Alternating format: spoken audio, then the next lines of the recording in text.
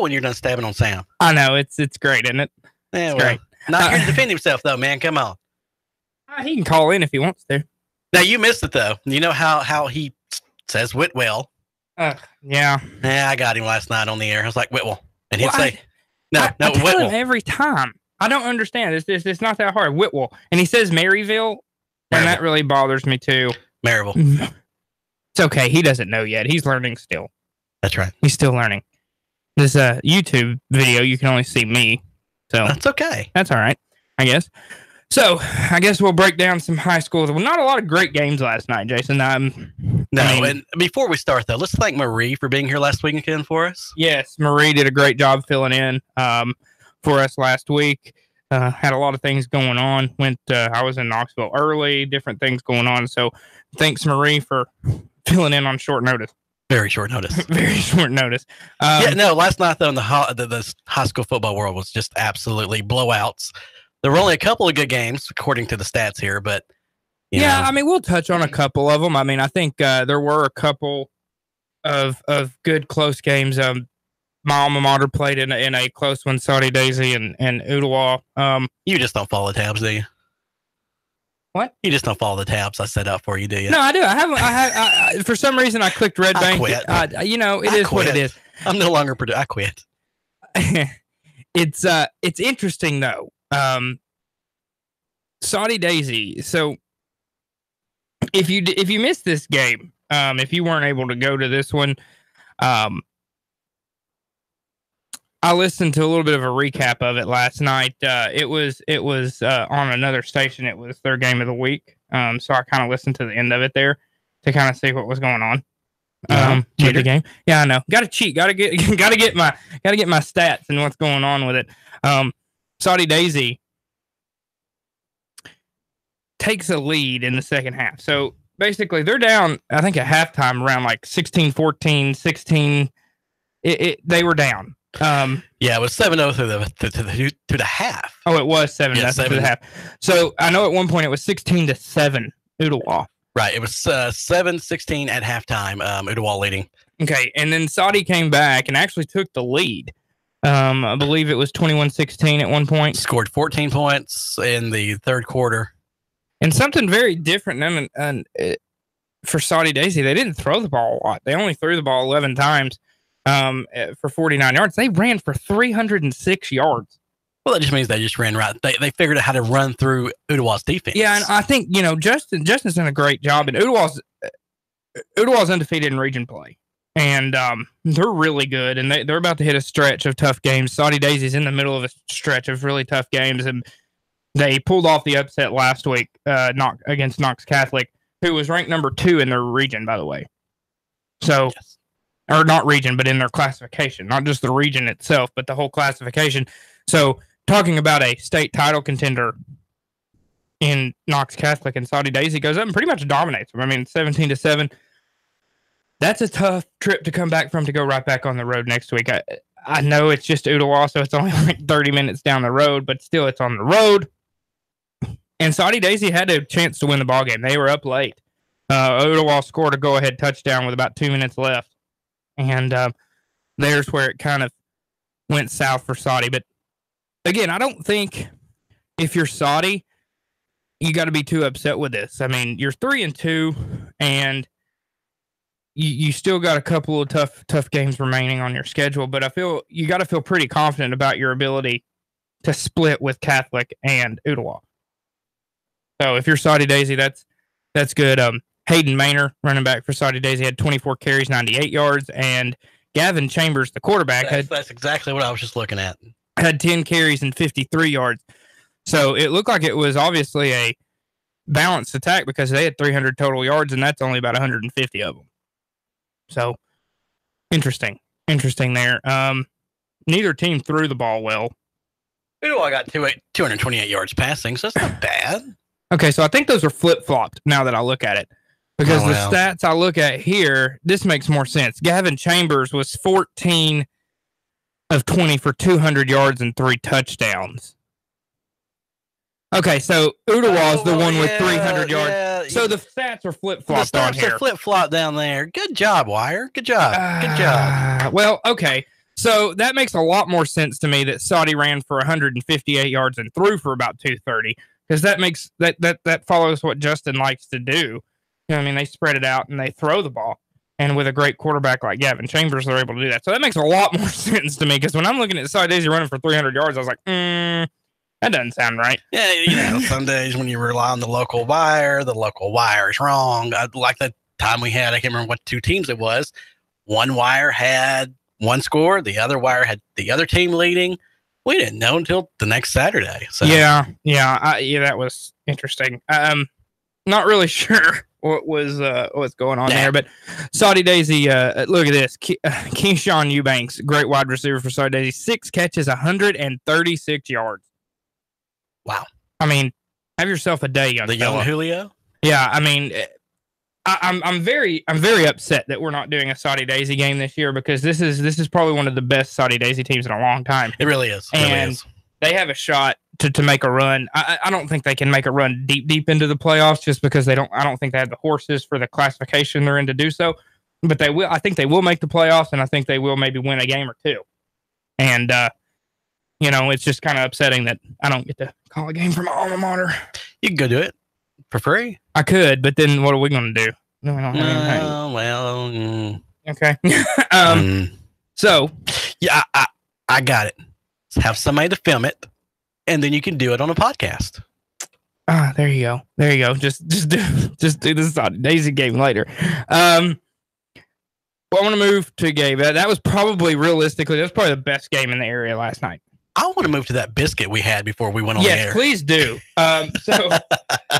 So we got a treat this morning. Jason walks in with a bag. He's like, "I got breakfast," and I was like, "Oh, all right, I ain't got breakfast." And not only this is a shameless plug. This by golly, this was one of the best biscuits I've had in forever. It was great, and the Biscuit Barn, I believe you said down in Rossville, correct? Yes, the Big Biscuit Barn. The Big Biscuit Barn. Excuse me, I can't read. I'm looking right at it and I can't read. The Big Biscuit Barn, great biscuit, sausage biscuit, hit the spot. Great job this morning. Yes, they took care of us. They fed us, and man. I'm not ever going to leave and go back and get another one. I'm never going to complain about a biscuit. No. I got how excited I got when you walked in and said I had breakfast. Oh, you were like a kid in a toy store. Yes, breakfast. Of course, I was too. I was like, oh, it took a lot of willpower not to eat that between Rossville and here. Yeah, well, good for you, because I would have been. Well, you probably wouldn't have told me, but I would have still been very upset if I didn't. Biscuit. But no, thank you, Biscuit. Big Biscuit Barn, because again, I can't read, and ruin plugs all the time. We have 2 more biscuits though. When we go to break. It's okay. We'll eat. That's right. We'll eat. We eat like kings. All right. So, Saudi Daisy, Ooltewah, final 30, Ooltewah, 27, Saudi Daisy. It's, upsetting for my alma mater, but good job, Saudi Daisy. I mean, you're not going to win everything, and 2 back-to-back games on the road are tough. So yes. Good for Saudi Daisy. Good fight. Good win for Ooltewah as they improved to 2-0 in the region, 5-1 overall. Saudi Daisy 3-2, 1-1 in the region. Moving on, Tyner and East Hamilton. That had to be a defensive game. Yeah, you would think so, because this is. You look at these scores here. Where are my stats? Okay. It's the first tab there beside the big tab that was open. This? Yeah. Hold on. No. I'm looking for stats. No, but there's no stats. There's just scoring plays. Yeah, well, okay, so we'll look at team stats, because that's all we have, and hopefully these are assigned to the correct teams. It does look like it with the yardage. Okay, first off, how did East Hamilton get any points with about 75 yards of total offense? 18 yards passing. 18 yards passing, 55 yards rushing on 20 carries. So you're talking about a little over 2 yards a carry. He was 3 for 14 with 2 interceptions. Well, that's... Well, Tyner wasn't much better. They ran the ball pretty well. It looks like they dominated time of possession, because they had 42 carries, 185 yards, 5 of 12 in the air with an interception for 46 yards. Tyner wins the game 6-3, a lot closer than I thought this would be. Yeah, who did y'all call on that game? I mean, I picked Tyner. I mean, I'm not going to pick Tyner until I'm going to pick Tyner until they tell me not to. And it doesn't look like neither team scored a touchdown. No, that was all field goals. Which is rare in high school. Mm-hmm. But man, and East Hamilton, Mason LaFollette hit a 43-yard field goal. That's not even, you give college kickers who don't make those. Alabama. And I was about to say, I didn't want to take a shot at Alabama, but if there's one thing that Alabama doesn't do well, it's kick the ball. And you would think with the world-class recruiting, we could get a kicker. Well, to be fair, Nick Saban does not believe in giving scholarships to specialists, which is fair. But then you also have an opportunity to have really bad kicking games. And you also have the opportunity of losing the game by anywhere from 1 to 3. Yeah, and almost lost the national championship last year because of it. But Tua saved his butt. Anyway, we'll move. And then you have Adam Griffin's fiasco. So yeah, there was. I mean, it's just who was it last year? Was it Papanastos? Was that the kicker last year? Yes. Yeah. So J.K. Scott though was a heck of a punter. Yeah, I will say this: J.K. Scott was a great punter. Tennessee and Alabama, I feel like, always have great punters, which I could understand Tennessee having a need for. We do, and we're punter U. We have like 5 punters in the NFL. Yeah. So well, J.K. Scott went to Green Bay. Yeah, and we have one who is a place kicker and all through college, and then because the man who must not be named can't figure out who needs to be there. Speaking of, where's that jar at, by the way? Yeah, I forgot the jar. It's at home, but we'll pile the money up because I'm sure it'll be Keon who's the one who has to owe the most because he can't. I told him last night. I said you can't say the name. But anyway, anyway, we have like 5 punters in the NFL, so good on you, Tennessee, for being punter U. Okay, anyway, PU, yeah. So that game was interesting, I guess. If you probably watched it, you were probably bored out of your mind. Now, you did see there in the third quarter that Luke Qualey, 36-yard field goal as well. So some pretty long kicks there. Yeah, that's impressive, to be honest with you. I mean, neither one of those are tough. I mean, neither one of those are easy. Those are tough field goals.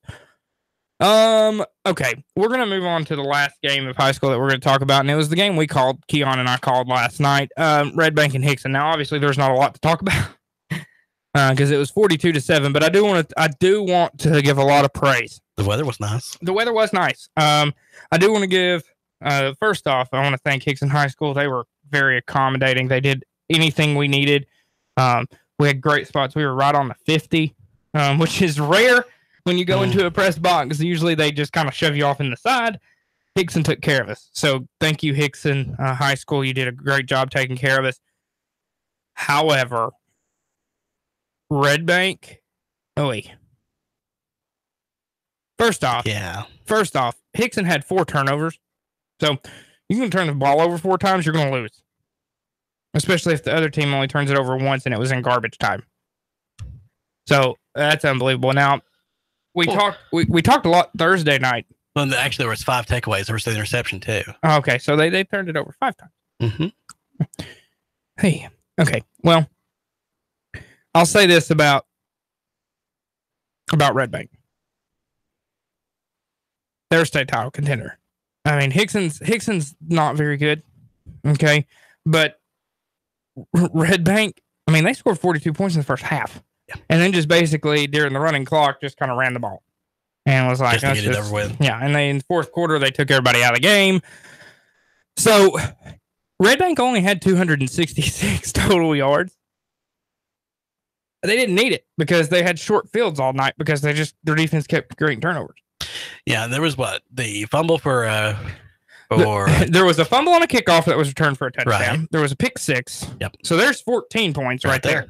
And so there, which would have covered the Hickson regardless, just on defense. Yeah, and the run back. Yeah, and also Maddox Wilkie. I would be remiss not to talk about Maddox Wilkie, quarterback for Red Bank. Looked great last night. 9 of 12, 194 yards, and I believe 2 touchdown passes. Oh no, how many touchdown passes?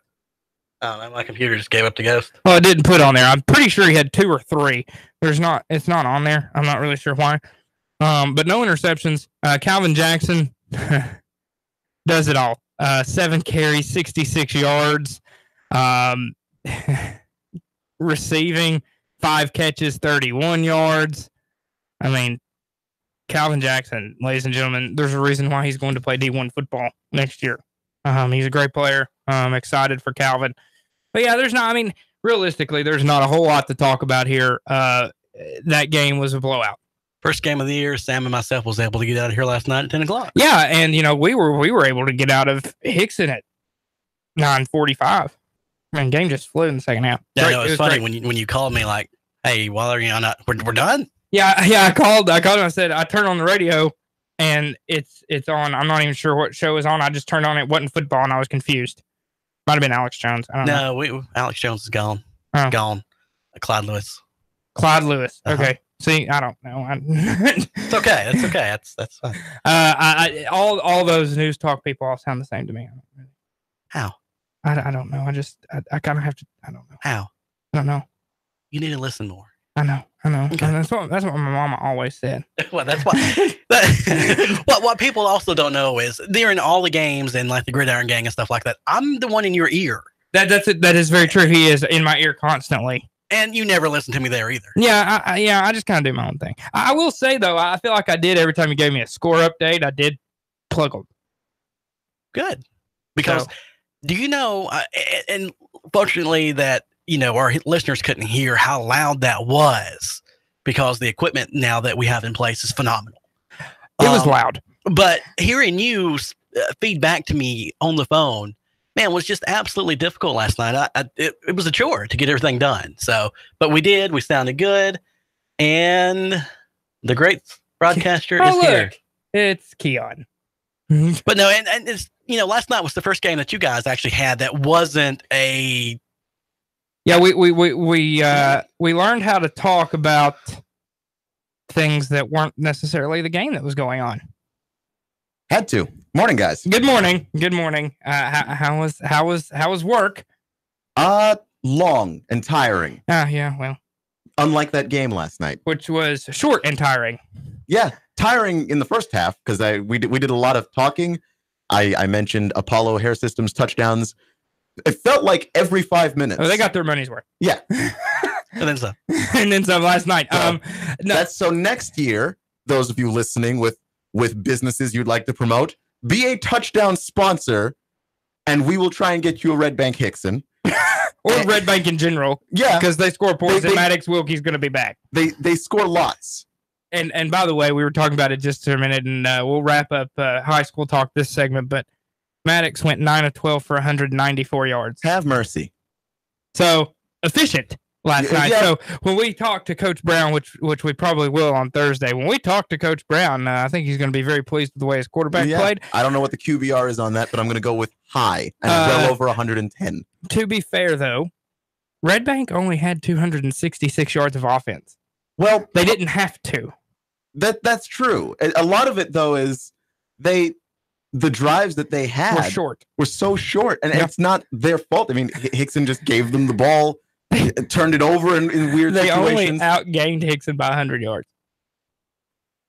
Yeah, and you leave Red Bank, you leave that offense in the red zone, that's 6 points. Every time. All you got to do is give the ball to Calvin. And that's what they did. Which they did. In three different ways on 3 separate occasions. Lemire Strickland got involved. Yeah, no, it's Lemire Strickland, 1 catch, 65 yards and a touchdown. Talk about efficiency. I do want to say one thing. And it's not dealing with the game of the week. I'll shut up. Y'all continue. What was it about? Well, it was about the Lookout Valley and Huntland game last night. Yeah. Please do. Lookout Valley. Yeah, please. You guys don't know the hoops that I had to go through to get that score. Okay, please update. You have 30 seconds to give us this update. 30 seconds. Well, I can do it in 10. Okay. Huntland is in Franklin County, Tennessee, where I'm from. Called both of the local radio stations over there. We don't know. Well, how do you not know? I was like, really? Well, which game are you covering? Oh, Franklin County and whoever they played. I'm like, oh, okay. So I called the other radio station. I'm like, hey, do you happen to have the I'm Jason from Nougat Radio. Do you have the score? Valley is playing Huntland. Do you have the score? No. Yeah. Well, what game are you guys covering? Franklin County. Okay. You're both covering Franklin County. Both covering the same game? Which tells you how they felt about that game. Yeah. Anyway, special thanks to my friend Jeff, who actually lives over there. Gave us the score. It was 38-0. Right, but the actual finishing score on that game was 34-0 final. Thank you, Jeff. I appreciate you. And we'll be right back after this break here on the Breakfast Blitz. We're going to talk some college football. and some other sports in the next segment.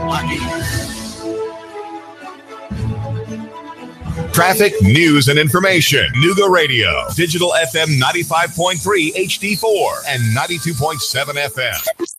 3, 2, 1. Chattanooga Radio. Digital FM 95.3 HD4. 92.7 FM's news. Now. The Walker County Sheriff's Office says an inmate on work detail walked away from his group. Law enforcement issued a BOLO for Guy Bowman. He was later found in a home in Catoosa County. Low-risk inmates are the ones put on work detail, so he was not considered a violent offender. EPB reporting massive power outages in the Tennessee Valley Thursday. The outages affected areas of Red Bank, Signal Mountain, Hickson, and North Chattanooga. If you're still without power, call EPB. The utility says an equipment failure is to blame for the outage. And new details revealed about the man killed in a motorcycle crash. John Gorman was killed in Polk County when his motorcycle crossed over the center line, hitting an oncoming car. The 46-year-old was the owner of a Coe Dam Deli and Diner, according to WTVC. The driver and passenger of the vehicle were not hurt. Val St. John for Nuga Radio, News Talk 92.7, Action News Now. David Toulis, I made the move, 1 o'clock every weekday afternoon, 1 till 3, Nuga Radio. 92.7. Nuga Radio, Chattanooga weather. Expect partly cloudy and very warm weather out there for your Saturday. Highs into the upper 80s. Could see an isolated shower storm, most of those staying to our north and west. Tonight, lows near 70. For Sunday, more clouds, highs lower 80s. A few late day showers and storms will move in with mostly cloudy skies through Monday. Tired of the pressures of car shopping? Come see what more people are making the short drive to Jackson Chevrolet Buick GMC in Lafayette or online at jacksongm.com. That's Jackson Chevy Buick GMC in Lafayette. And I'm Source Gene 12 Chief Meteorologist Patrick Moore. Nuga Radio 92.7. Where to go for lunch today? Go to the Top. The Top of the Hill Country Buffet offers a delicious lunch buffet every day. Golden fried chicken with mashed potatoes from scratch, daily fresh vegetables, a full salad bar with all the fixins, and fresh homemade cobbler. In addition to the buffet, Top of the Hill also offers a full menu. Plus, kids eat for $5 all day. Top of the Hill is located in Ringgold on Remco Shops Lane and is open 11 a.m. to 8 p.m. Monday through Sunday. Where are you going for lunch? Go to the Top. I live, work, and play in Chattanooga, the scenic city. But when it comes to my next car, truck, or SUV, I'm Alabama bound. Fort Payne, Alabama, and Landers McClarty Ford. Big city selection of new and pre-owned vehicles with the small town price and friendly service. No, I'm not knocking my hometown, but when it comes to my next ride, I only go to Landers McClarty Ford of Fort Payne. Their selection is huge.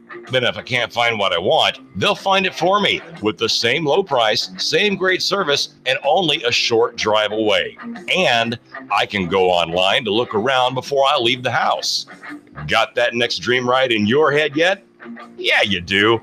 Get a head start at Landers McClarty Ford of FortPayne.com. Don't just dream it, find it at Landers McClarty Ford of FortPayne.com. That's right, Landers McClarty Ford of Fort Payne, Alabama. Nuga Radio. Roar into Talladega. Hello? Who am I speaking with? Eric, you're our winner. Really? You'll receive tickets for all 3 races between the Camping World Truck Series, Xfinity Series, and the Monster Energy Cup races. Holy cow. In addition, you'll receive a 2-night stay at the Microtel Hotel and restaurant accommodations at 2 area restaurants. Nuga Radio. Roar into Talladega. Nuga Radio. 92.7. Your NASCAR racing station. Nuga Radio 92.7 FM. Nuga Radio 92.7. You hear that? That's the sound of power. The call of the open road. That is the newly designed 2019 Indian Chieftain Limited. Yeah, Indian. More than a bike, it's an experience and an American icon. And the place to find it, Indian Motorcycle of Chattanooga, along with their entire new 2019 line. Ready to answer that call? Go to Indian Motorcycle of Chattanooga. Just look for the sign on 153 and Nicola.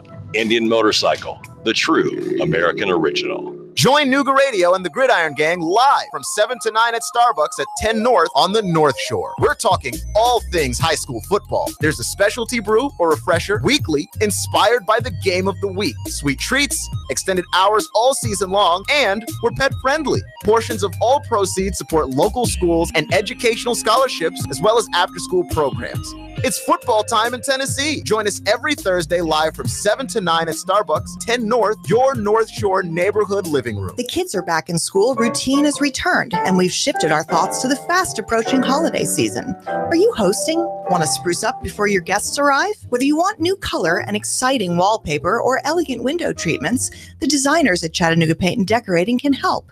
With brands like York, Tebow, Graber, and Carroll, we know you'll find something you love. Stop by Chattanooga Paint and Decorating today. It's really more than just a paint store. On Hicks and Pike, across from Valvoline, or online at ChattanoogaPaint.com. Nuga Radio. Are you brain dead? Still voting for pathetic liberals? Take 3 hours of Sean Hannity from 3 to 6. Nuga Radio. Then call us in the morning between 9 and 11. 92.7 Nuga Radio.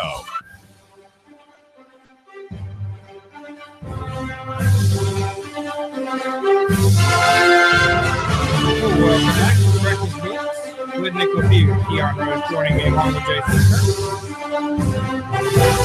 I pushed all the buttons, guys. I pushed all the buttons. That's how you do this job. Like, we make it seem very difficult, but actually, you push all the buttons. Yeah, it's difficult for me. Well, I mean, you got the two of us in consecutive days yawning into microphones, so I don't know how difficult. That's very true. Yeah, that's very true. Well, it's been a long week. For more professional radio, after we're finished here at 10 o'clock, Scott Schrader is going to host We've Got You Covered Radio. He's been doing it for like, what, a month? And he's already better than us. Well, it is what it is. Speak for yourself. Speak for yourself. And he's going to host this show. He can help you on your home. My goodness, I can't even focus right now. The repairs that your home may need, and with other ideas that you don't always think about. It's again, it's going to be on right after our show at 10 a.m. here on Nuga Radio 92.7 FM. It's presented by Chattanooga Roofing Contractors. So right after us, you can get your honeydew list, get ready to get fixed. A lot of great experts too that have come in, and Scott has every week. Great guests. Last week, had the Mr. DeWitt from Tree Works. Phenomenal. Yeah. You okay up there? I hit the microphone. It's phenomenal guest. Normal. Talked about, trees and then the correct way to make sure those trees are took care of. Phenomenal show. Fortunately I'm here for those because I assist Scott with the board. Great show last week. So if you're not listening, you're missing a great show. And you can call Scott when he gets here. Yeah. Or you can even call us if you want. Yeah, if you want to talk some sports, you can call us at 423-800-8949. Again, 423-800-8949. We're going to dive into a couple of different things before we dive into college football full-fledged. But we're going to start with Keon's favorite topic, the Atlanta Braves. No, is it my favorite topic now? It is. The Atlanta Braves have won 2 in a row against Philadelphia, who is in second place, which has dropped their magic number from 6 to 2 in 2 games. So, yeah, those divisional games will really help you out. Also, I hate Philly, so if one of them's one of them's going to lose, and it's usually going to be Philadelphia. And if miracles can happen, y'all are only 9 games behind. Being a Nationals fan, we lost last night to the Mets. So and didn't y'all lose to the Marlins too? Dropped a game to the Marlins, won the series, but dropped a game to the Marlins, and then lost two games in a row to the Mets. So the Braves, realistically, clinch it. The Braves have 2 games left with Philly this weekend, Saturday and Sunday. They just got to win one? They got to win one. They win one of them, they're the division champions. Yeah. If you would have told me in April that the Braves were going to be the division champions of the National League East, I would have laughed at you. Well, we had this conversation back in April, and we did. Yeah, we did not. Neither of us believed it. It was like, oh, this is a nice, cute start that the team's having. My prediction on opening day, I make a record prediction on opening day every year. It was really wrong, and I'm happy that it was wrong. I said 72-90. The Braves might be opposite of that. More or less, yeah. They might be 90-72 when it's all said and done. Yeah, right now they're 86-68. They're close. They're real close. Well, Nick, at least if you're going to be wrong, and the team be better than you thought they were. Yeah, that's the way to go, as opposed to you know, I think the Nationals are going to win the division. Oh, they're 500. And have been all year. Yeah. Like it's just win one, lose one, win one, lose one. Or more excruciatingly, win 6 and then lose exactly 6. They're 78 and 78. Yeah. Well, I want to bring Acuna. Come on. Yeah, that's actually who I wanted to bring up.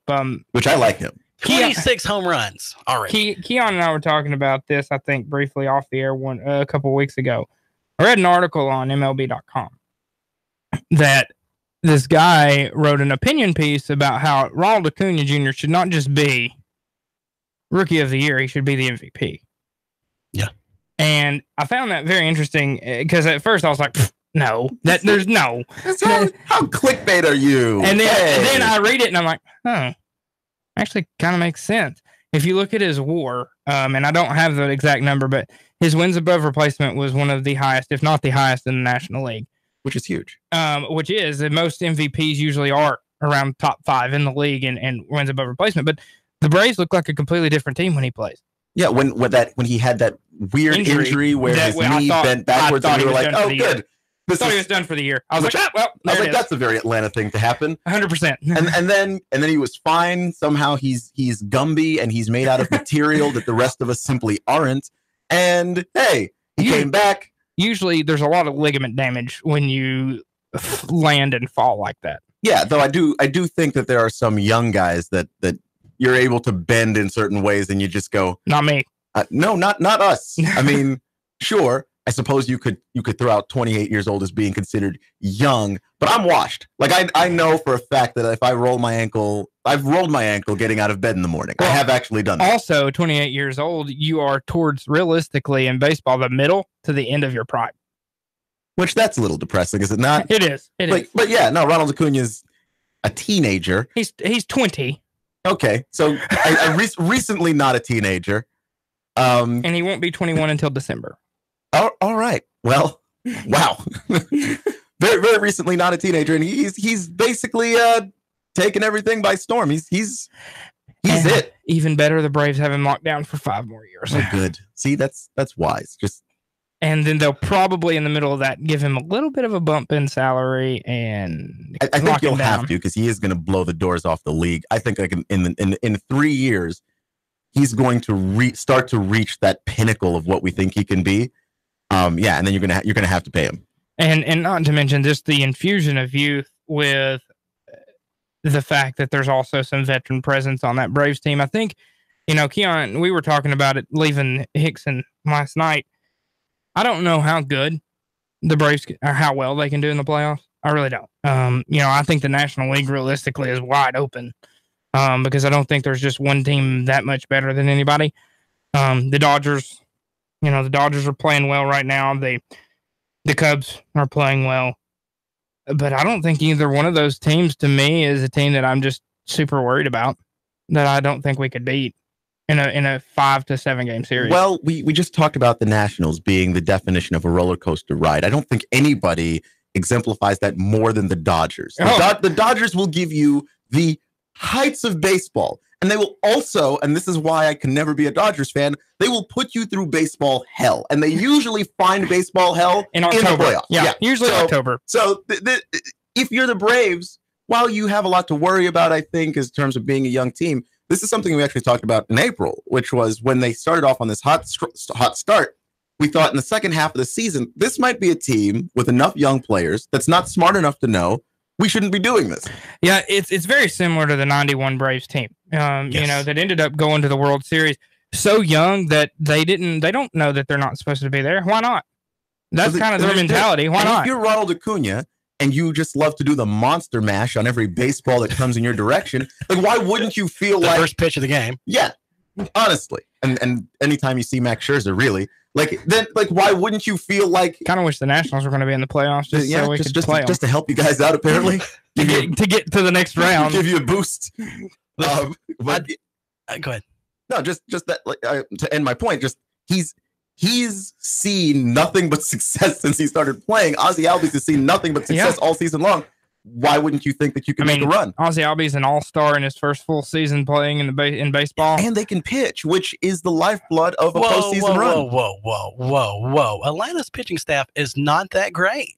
No, but it's good enough. And your rotation shortens in the postseason. Yeah, you'll see. You'll see them drop to 3 or 4, and you'll see. And their best 3 or 4 guys can really throw. Realistically, you might not see Julio Teheran in the rotation, which would be a good thing. And then I think Mike Fultonavich is your number 1 guy. He's an all-star. He's a great pitcher. Sean Newcomb's pitched really well.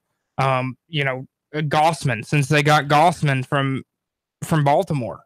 He's pitched really well. And great start, but he got a win. He got a win last night or 2 nights ago. You guys will have to tell me because I start a lot of Braves games. I don't get to finish very many of them. But how's your bullpen? Bullpen's fine. Okay, well then that's because really that's what the key is to postseason. But if you look at the bullpen, though, look how much they've actually gave up. How many times they've had to be bailed out.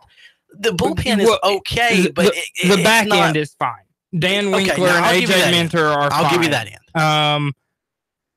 The bridge can be a problem at times. Their setup is not that great. But Aroides is back, correct? Aroides Vizcaíno is back. So that's huge. I really think they're going to be, fine. The pitching, here's the thing, in the 90s and 90s, pitching was super important in the playoffs. Still really important. But if you can't score in baseball now, you don't have a chance to win. And I feel confident in the Braves hitters 1 through 8. Yeah, why wouldn't you? Even guys like Tyler Flowers, the catcher, and Kurt Suzuki, who platoon at catcher, they hit the ball well. Dansby Swanson's really kind of come on a little bit here towards the end of the season. He's been on a roller coaster, though. He has, and he always has been. But here's the thing with Dansby. For the most part, defensively, you have a really solid shortstop, which is huge. And if you're able to have a solid shortstop and a solid second baseman, which you do defensively up the middle, your pitching can be mediocre because they're going to get to a lot of things that they shouldn't. Yeah. And that's just that youth and athleticism. And just saying the same about the up the middle defense is great because you have the second and shortstop with Ozzie and Dansby, and then Ender and Ciarte in center. And then if Ender doesn't play, Acuna's in center. So you just have speed and youth basically all over the place, and guys who make really good decisions for young guys. Yeah, and then even the old guy in Nick Markakis is in discussions of winning a Gold Glove again at 34. Is there a most improved player in baseball? No, I don't know if there has now. They ought to give it to him. They ought to make the award. We'll do the award ourselves. We'll mail it to him. It's so funny though because this always seems to happen for once every about 4 or 5 years for Nick Markakis, and it always is in a contract year. He has one of these years. He is the Trevor Ariza of baseball. He just when you think he's done, this guy's overrated. Oh look, the contract year shows up, and you get just the best, an all-star almost. Yeah, and especially because Nick Markakis is 1,500 years old. Like for him to be doing this now, you just know, okay, you want a paycheck, and here it comes. He's 34, which realistically in baseball, that is 1,500 years old. Yeah, especially for a position player, an outfielder. Yes, like that's old. Okay, but here's the thing about Nick Markakis. Nick Markakis is the next guy on tap after Pujols did it this year to get 3,000 hits. I didn't know that. I'm going to have to sit with that one for a little bit. He's at about a little over 2,500. Wow. So you're talking about 2 or 3 more years. He should just play 1-year contracts for the rest of his career. I think he's around 2,500. He might have just got 2,000 this year, so he might be around like 2,100. But either way, he should play on 1-year deal so that every year's the contract year. If he gets, let's say he's around 2,100. He's gonna if you get 180 hits a year, which is a solid year, you're talking 7 years. 2,234. Okay, so split the difference of what I said between 2,000 and 2,500. He's right in the middle. That's a guy. That's doable. That's right there. You're talking if he could play till he's like 38, 39. He's right there. He's had 182 hits this year. He's had 182 hits this year. He's not a leadoff hitter. RBIs, 93 RBIs. I mean, have yourself a year, Nick Markakis. Yeah, get paid. Find someone who's going to back up the Brinks. The sad part is the Braves will probably do it, Because don't you have to? You almost do. Maybe he'll give you a hometown discount since he's from Atlanta. Since he's from Atlanta, and since he is 34, like you can't overpay a 34-year-old player. Here's the thing: 14 home runs too for a 34-year-old, and a guy who's never been really known, minus that 1 year of being a power hitter when he hit like 25 or 30, whatever it was. He's not a power hitter, and he's not taking it out of the yard, but he is getting on base. Although he did hit a walk-off home run in opening day when I was there, so which is charming and nice. And I thought, like, honestly, at the time, like, oh, that's a cute little story. I didn't realize that was going to be the beginning of this. I would have been a whole lot more first again. Yeah, it's unbelievable. I realistically, even at the All-Star break when we had a lead in the division, I was like, okay. At some point, the wheels are going to fall off. This team's too young. The wheels never fell off. It never fell off. No. And even when the Braves started having some rough stretches with some injuries and pitchers going down and a couple different position players getting injured, the Phillies and the Nationals couldn't take advantage of it. Yeah. And I think, honestly, when that happened, I think Acuna was out and the pitching was starting to go a little haywire for the Braves. I was like, okay, here it comes, because basically there was a stretch like this last year when the Braves looked pretty decent and the Nationals overtook them. And during that time, Bryce Harper had the worst month of his entire career. Strasburg got injured and he wasn't pitching, and that was it. That was all it was. It was over. And the Phillies, I'll be honest with you, I'm impressed with the way the Phillies have stuck, because they have won in spite of their idiotic manager. Yeah, no, those players have really found a way to perform despite what Gabe Kepler is doing up there, which is I don't even know what. I don't even think he knows. I have friends in Philly who are big time Philadelphia sports fans, and they say in Philadelphia sports radio every day, it's, what the hell is Gabe Kepler doing today? He's staring at his computer, going blind. He takes the bats out of his hitters' hands and says, "I would rather you walk than get a hit." That is taking analytics to a degree. And I'm an analytics guy. I love numbers. I love using numbers in situations where maybe you wouldn't suspect, but numbers help to support actual reality. I've got a theory. I'd love to hear it. I've got a theory. He's playing MLB The Show the night before, the day before the game, winning and going, hey, this is what we got to do, guys. This is what it is, which makes a lot of sense. Of course, it's funny that this happened because last night, it's just kind of a funny little irony. It's just a funny irony of baseball. The Braves were patient at the plate last night down, and Philadelphia actually walked in a run. Beating them at their own strategy. I'm not a Phillies fan, so isn't that baseball 101 not to do that? Yeah, I mean, if there's three people on base and you have 3-ball count, throw one down the middle and hope to God they miss it. Don't walk in a run, or let your defense take care of it. Yeah, don't walk in a run.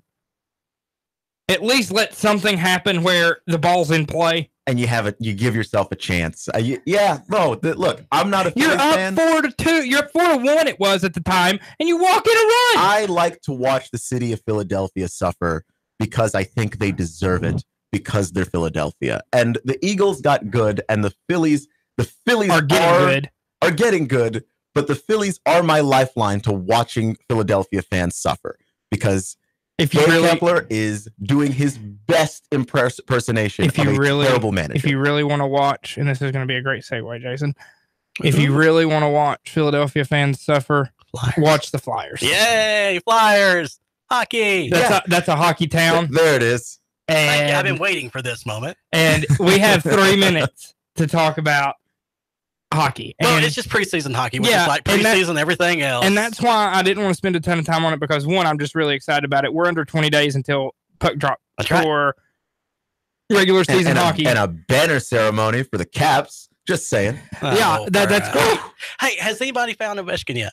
Do we know where he is? Is he in camp? He is physically in camp. Mentally, still drunk in Siberia. He's hungover. A summer's worth of drinking will Does he even care anymore? No, the Caps have not won a single preseason game. They haven't been close. Well, the Predators swept the Panthers in a doubleheader on Monday. Oh, that's fun. Yeah, scored 5 goals in both games in Florida. I think the Preds mean business this year. I have every reason to believe that you should have been in the Predators. In the final. Here's the thing: the Predators didn't make a lot of moves. but the thing is, they were young to begin with, and now they've gotten another year under them. You have that first line of Ryan Johansson, Victor Arvidsson, and Philip Forsberg, which there might not be a better first line in hockey. No, there's not. Forsberg, 3 games, 2 points already. That sounds about right. And my favorite player, Victor Arvidsson, just because he's tiny and he hits like he's not tiny. And the one Preds game I got to go to last season, they were trying to get him that hat trick so bad because he scored 2 goals pretty much right out the gate. Yeah. And they were trying to get him that hat trick so bad, like right up until the final buzzer, they were trying to get him the puck. Arvy's so good. Yeah, and I dropped a bunch of money on a Victor Arvidsson jersey. Like I would purchase well made. That's a nice jersey. Yeah, I got the white one with the yellow. You don't have to wear it next week, but you can just bring it so we can see it. Would be great. You know what though? Next week I don't have to travel to Knoxville, so you know what? I will wear it next week. I'll wear the RV jersey, and once hockey season starts, I'll probably wear it every Saturday. And then, of course, Pex wasn't doing bad. He did lose one. Right. And Soros actually won the game he started. So that goalie situation. Peke was good all season. He just imploded in the playoffs. And we've seen this happen with goalies. It happens constantly with Pex. Constantly. And you have to think he's got to get over the hump at some point. Because, I mean, he's not the only goalie that this has happened to. I know we've seen it happen to Roberto Luongo in the past, and he's a really good goalie. Also, just sometimes you get into the postseason and a couple get past you that shouldn't, and you know what the pressure of the situation is, and you just lose it. Well, he hasn't been the same really either since his hip surgery. Yeah, which the flexibility for a goalie is hugely important too. It is. Well, guess what? We're going to start hour 2 right after this break, and we're going to talk a bunch of college football, hockey, and enjoy another biscuit. Hockey's going to be on the docket going forward over the next month or so, but right now, it's a little bit of a rivalry weekend, and we're going to talk a lot of college football when we get back to the second hour of the breakfast Blitz.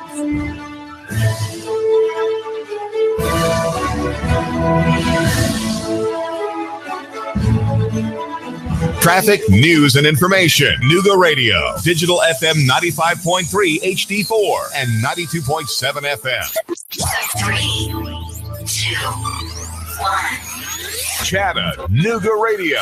Digital FM 95.3 HD4. 92.7 FM's news now. The Saudi Daisy family says robbers may have used Facebook to stake out their house. They posted that they were going to Gatlinburg over the weekend, and when they got back, their valuable belongings were gone, including jewelry and an expensive camera, which has still not been recovered. Michael Lemming was arrested. Amanda Pardue is out on bond after Dade County Schools confirmed she was fired and arrested after allegations came forward saying she sent inappropriate photos to students as young as 14. She was a substitute teacher in Dade County. Inmate on the run and then captured. Walker County Sheriff's Office says Guy Bowman was found in a house in Catoosa County. He escaped from a work detail earlier that day. Southside Social facing $1,000 in fines from the Bureau Board after reports say a worker left drunk and got arrested for DUI. That worker and her manager both fired. Russell Stroud, Nuga Radio News Talk 92.7 Action News now. Sean Hannity, weekday afternoons from 3 to 6 p.m. on Nuga Radio 92.7 FM. Nuga Radio 92.7.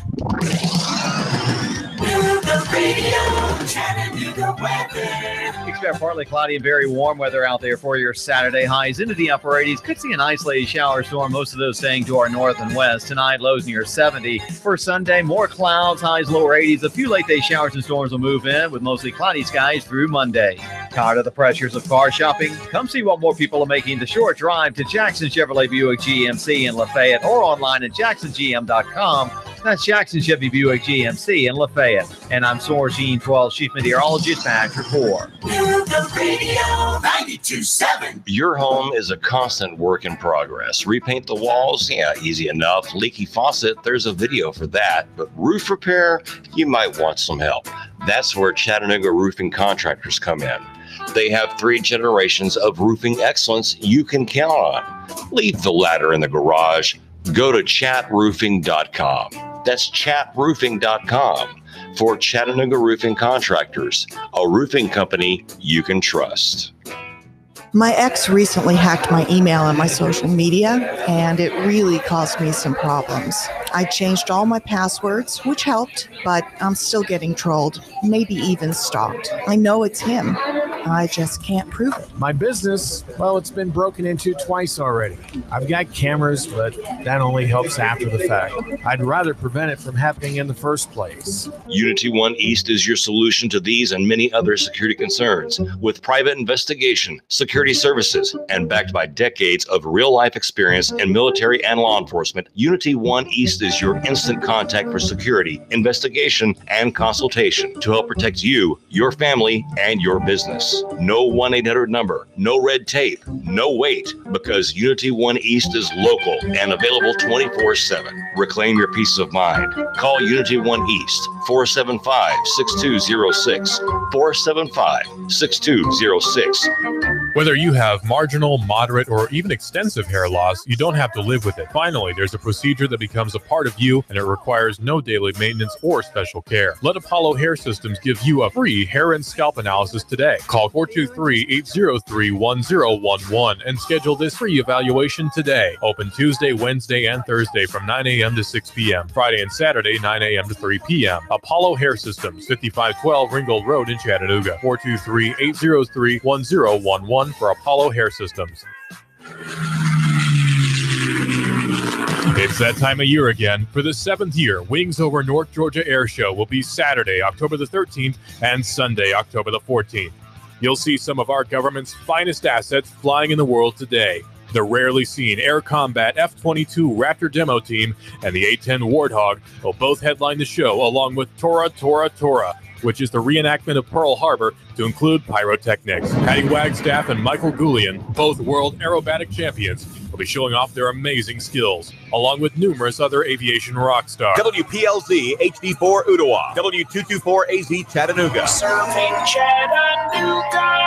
Broadcasting live from the center of the universe, the Tennessee Valley's most listened to news talk station. Nuga Radio 92.7. This is CBS News on the Hour, sponsored by ZipRecruiter. I'm Gary Nahn. The woman accusing Supreme Court nominee Brett Kavanaugh of sexual misconduct has been given more time to negotiate her testimony to the Senate Judiciary Committee. CBS News correspondent Steve Dorsey in Washington. On Twitter, Senate Judiciary Committee Chairman Chuck Grassley said Dr. Christine Blasey Ford, quote, should decide so we can move on. I want to hear from her. He went on to write, quote, it's not my normal approach to be indecisive. It follows days of negotiations on the conditions and timing of her testimony. The New York Times is reporting that Ford has until 2:30 this afternoon Eastern Time to say whether she will testify. Deputy Attorney General Rod Rosenstein denies a report that he suggested using the 25th Amendment to oust President Trump. The New York Times reports also suggesting secretly recording the president to expose chaos in the administration. CBS legal analyst Thane Rosenbaum says the report amplifies some of the president's positions. Even though Rod Rosenstein is completely denying this report in the New York Times, it still serves the president's interests in reinforcing his themes of witch hunts and deep state intrigues, all directed against him. Less than 7 weeks ahead of the midterm elections, Texas Republican Senator Ted Cruz is in a tight race to keep his job, facing Democratic Congressman Beto O'Rourke. The issue of arming school teachers came up as a Dallas debate happened. Cruz recalled speaking with students after a shooting in Santa Fe earlier this year in which 10 people were killed. They said, you know what, if you take our guns, you're not going to make us any safer. You're just going to mean that the killers and murderers have guns. We asked, well, what do you do then? The number one answer I heard from the students and parents and teachers at Santa Fe is more armed police officers in schools. O'Rourke responded by saying that guns in schools will not make us safer. Police in suburban Las Vegas are investigating a murder-suicide. 4 people are dead. Authorities say a 27-year-old man shot and killed his ex-girlfriend, her 5-year-old son, and the woman's teenage boy before committing suicide. The bodies were found inside the woman's burning home. KLAS TV reporter Brittany Edney says that neighbors heard the incident unfold. Gunshots, there was like 10 of them. Nearly an entire family dead after a murder-suicide in this close-knit Henderson community. Next-door neighbors say the kids would always be outside playing, but they also saw the former couple arguing. I think they separated about 3 months ago or so, and he comes and picks up the little one, and there's always an argument in the street. A 17-year-old girl survived the ordeal in Henderson, Nevada. This is CBS News. ZipRecruiter, the smartest way to hire. ZipRecruiter's technology finds qualified candidates for businesses of all sizes. Try it for free at ZipRecruiter.com/free. Liberty Mutual Insurance knows you're focusing on the road right now, so we'll just describe our new billboards to you. They're horizontal rectangles with a yellow background. The headline reads, Liberty Mutual customizes your auto insurance so you only pay for what you need. And while that might sound like a lot of words for a billboard, they all fit perfectly. Overall, it's a pretty great advertisement.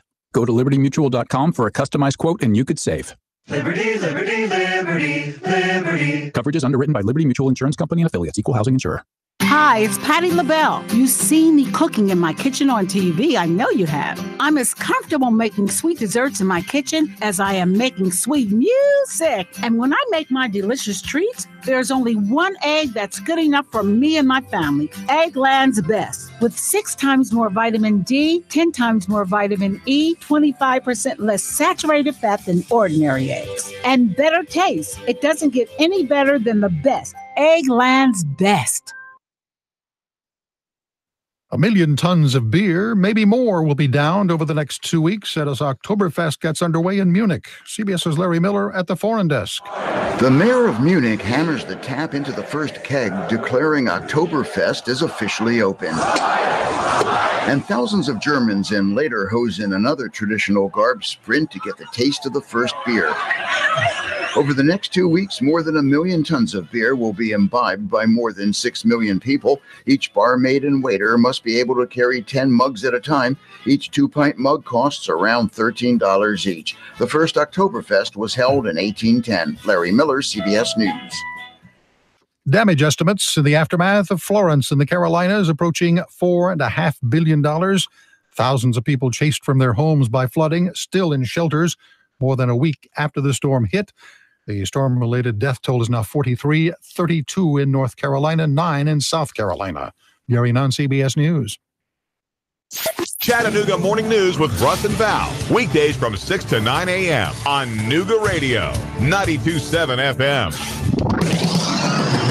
Nooga Radio, Chattanooga weather.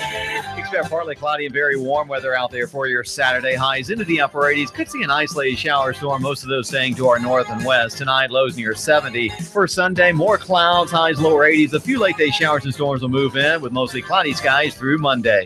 Tired of the pressures of car shopping? Come see what more people are making the short drive to Jackson Chevrolet Buick GMC in Lafayette or online at jacksongm.com. That's Jackson Chevy Buick GMC in Lafayette. And I'm Source Gene 12 Chief Meteorologist Patrick Poore. Nooga Radio 92.7. We just started a family and we're already planning for the future. Michael Levy has helped pave the way to keep our financial future on track. He's local, he knows us, and cares about what's important to us. Don't put your future on hold. Call Michael Levy, 779-7755. Cash, cash, cash, and more cash. Get 8.1% return on your money. Rick Davis can turn your cash into real money. Gold and silver bullion. American Eagle Gold. The banks give you a measly 1.9%. At Rick Davis Gold and Diamonds, you'll get 8.1% return on your money. 8.1% return on your money. Wow! Whether you're buying an ounce or 100 ounces, Rick guarantees it in writing. 8.1% Rick Davis Gold and Diamonds. Raider Road, Chattanooga. Nooga Radio 92.7.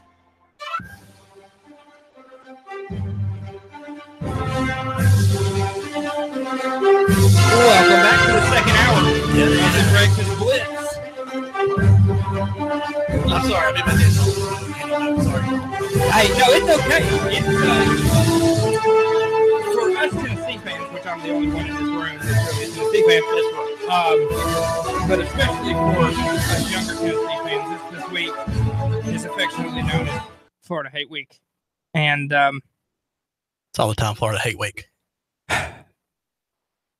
And we were talking off the air about this, and this is my opinion. And if you don't agree with it, then get your own radio show, and you can talk about your opinions. Here's your new opinion. Exactly. But Jason is an Alabama fan. Roll Tide. Here's the thing about Alabama. I respect Alabama's history. I respect Alabama as a program. I do not respect Florida as a program. Well, the last decade hasn't given you much to respect. I mean, they're always in trouble. They're always doing something wrong. Even when Urban Meyer was there winning, what was there to respect? You know what I mean? Before the heart attack. And the thing about it is it wasn't the most now Steve Spurrier, a lot of people didn't like Steve Spurrier just because of his antics, but it wasn't like he was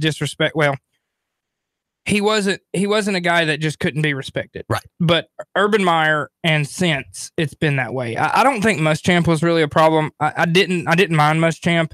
Yeah, I know some people had a problem with Muschamp, but Muschamp to me had the same thing that Spurrier had, which is Muschamp swag. Slash Spurrier.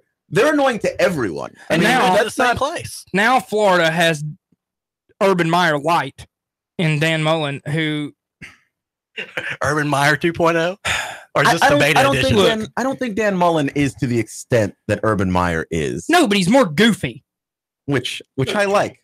Because it's easier to make fun of. The laughs come easy. Dan, if I'm first off, before we go into anything, let's talk about where Dan Mullen came from to now where he is. What moron leaves what he's built in Starkville, where he was a god? He could win 8 games a year, and everybody's thinking he's second coming Jesus Christ.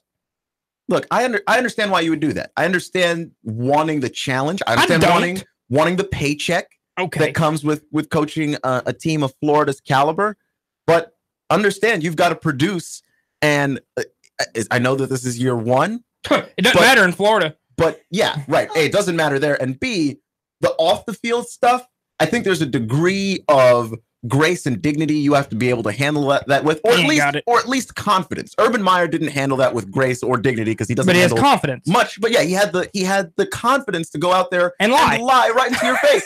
And look, there is something to be said about that as an ability that a head coach can have. Dan Mullen can't lie well, but Dan Mullen also can't tell the truth well. So like, what are you here for? Yeah, I completely agree with you. And here's the thing about Dan Mullen. Dan Mullen was very close to being the University of Tennessee football head coach. A bullet there. He has more in common with he who shall not be named than Urban Meyer. Time will tell on the dodging the bullet. Again, I don't really think, and we'll break down the game a little bit in this segment too, but I don't think this game is the end all be all for either one of these coaches, Jeremy Pruitt or Dan Mullen, because both of these teams, their rosters are god awful. Okay. Yeah, I think you said this last night when we were. This game's going to set American football back 100 years. Yeah, and you also said this might be the worst Florida-Tennessee game in terms of the roster coming into it ever. Yeah, ever. This is I believe this is the 48th meeting between the two schools. Yeah, it's probably not even close to teaser. Well, they've got a couple years to get this right, so that the 50th can be. You say that. I don't know if Dan Mullen's got a couple of years, because here's the way. Okay, you're the first Florida coach in 7 coaches to lose to Kentucky in your first try at home. And how many years? 31. Okay, that was before we were born, Keon. Several years before we were born. Okay, 5 years in history as far as we're concerned. So that happened. Now you're in a stretch where you have to go to Tennessee, which I think all things, and we're going to pick games later, and I think all things are pretty equal, but that stadium tonight, which I'm going to be in, is going to be crazy. And this is why, and we will get to the picks later, but Vegas has Florida as a 4-point favorite, and I'm like, in Neyland? With these two rosters? With these two rosters, with these two teams, with these two coaches, in Neyland? I still don't understand how that works. Is that a 4-point favorite to get to the stadium? I don't. Okay, yeah, fine. I'll pick Florida to get there. Here and then. Realistically, this is probably going to be the most energetic crowd since 2016 Florida, because last year there was nothing to cheer about. By the time there were any big home games, the only big game that you played decently in was the first game of the year against Georgia Tech, and that was in Atlanta. And then, you crap down your leg against UMass and almost lost. Then you get Hail Married on in Gainesville by Felipe Franks, who might be the worst quarterback to ever play at Florida. That's not even a hyperbole. That might actually legitimately just be a fact. And again, see, this is why I don't think you can judge Dan Mullen on this team. And this is going to be me defending Dan Mullen a little bit. So, This team Did it get cold in here? These teams are not. Both of these teams are bad. Okay, this is Tennessee. Florida is always, and I posted a Facebook status about it last night. Tennessee, Florida. It may not have the same majestic feel to it as it used to 20 years ago, to where usually they're both top 10, top 5 teams. But it's still Tennessee. It's still Florida. It means everything to these two schools. Right. And for both schools, the cupboard's looking real empty. But I expect to see, and it might not be quality football tonight, but I expect to see a drag them out, great football game. The quality will be terrible. I just hope to see a good game. And I think you will. I don't know. Again, I don't know how good the quality will be, but the entertainment factor will probably be there. I don't think there's going to be a lot of points scored because both offenses are inept. I don't know if. Well, I say that Florida can't stop the run, so I mean they got ran on by Charleston Southern. So I don't know Tennessee. If I'm Tennessee, and maybe that's why we didn't see them throw the ball a lot, because they're like, well, realistically, our best chance to win an SEC game is this game against Florida, and we're going to be able. The only thing we're really going to be able to do is run. So let's run. I don't see anything wrong with that particular Tennessee game ran plan for 300 yards last week. And Dan Mullen doesn't have a second punch in terms of how to fix that. Granted, he's not a big defensive guy. Well, and Todd Grantham is the defensive coordinator at Florida, and he's a nut job. I don't remember. I don't know if you remember him at Georgia and at Mississippi State, but that man is a nut. And I feel like if something goes wrong early for Florida, he's going to lose his mind on the sideline. Not Mullen. Mullen won't lose his mind. Todd Grantham is going to lose his mind. Well, I think I'm prepared for that already. That's my favorite storyline of all of this. Of course, Jeremy Pruitt will also lose his mind, which I absolutely love. He grabbed DeAndre Johnson by the face mask last week after DeAndre Johnson, he was trying to talk to him, and DeAndre Johnson just kept walking. Yeah, that's not going to... Don't do that to your head coach. That's not going to fly. And now it would have flown with the guy prior. Well, because the guy prior had no clout. I was going to say something else. But like he had... Cojones. Yes, stones. He didn't have any. You could walk past him. What was Captain Square Cut going to do with... He looked like a police officer. He looks, but not like any police officer. He still didn't look as the bad. donut-eating police officer that just wants to pull you over and take you to jail. Police officer in a small town where no crime happens anyway. Etowah? And the one... Etowah? And the crimes that do happen never get solved. Yeah, so... Clearance rate 0. Barney Fife. And people fall on helmets. An uglier Barney Fife. Yeah, and not as funny. Yeah, no, and a cliche. I feel like you know who was Barney Fife was Derek Dooley. Yes, sir. I'll give you that. Okay. Because Derek Dooley was funny and an idiot, so it's perfect. But his pants always coordinated well.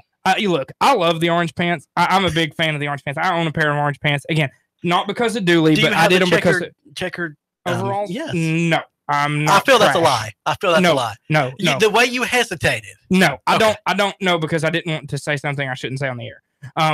No, because I'm not trash. Because what he was They're just trying not your to say style. on the air was blank no.